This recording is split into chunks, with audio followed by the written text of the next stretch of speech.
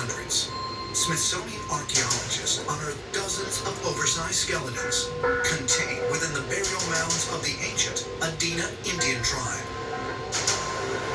The highest concentration of which were found in the Kanawha Valley of West Virginia, an area known to researchers as the Valley of the Giants. Author and researcher William Henry is meeting up with a local Adena Indian researcher, Jason Gerald, to have a look at one of these ancient earthworks. This is the Creole Mound, and this mound was excavated by the Smithsonian Institution in November of 1883. The Smithsonian sank a circular shaft from the top of this mound down through the center to the bottom. Wow. And that's where they found an elaborate tomb. This structure contained 11 burials. 10 of these burials were arranged in a semicircular fashion around a central personage. So you have 10 people around the central figure. What was significant about this central figure? According to A.R. Sines, who assisted in the excavation of this mound, the central burial, when measured in the tomb, was 6 foot 8 3/4.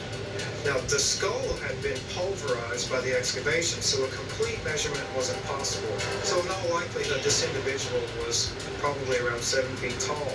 It's a giant. It's a gigantic humanoid. So we're saying the Smithsonian came here in 1883 and discovered a giant. That's correct. In fact, they discovered giants in many of the mounds here in Charleston. There were originally 50 burial mounds in this valley. Wow. And I've actually got some documentation here to show you. Let's see.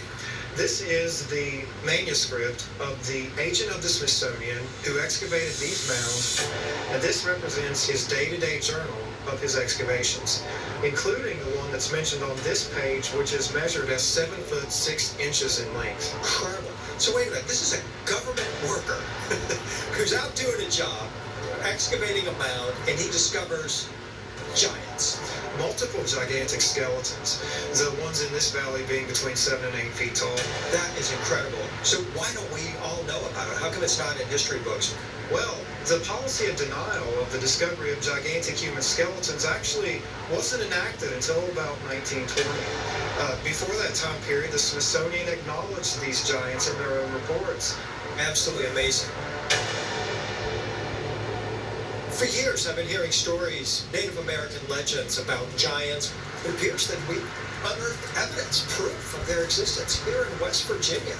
But for whatever reason, that proof was suppressed. It probably has to do with the fact that it doesn't fit with our model of human evolution. We have to ask, is there an extraterrestrial connection? You have these biblical stories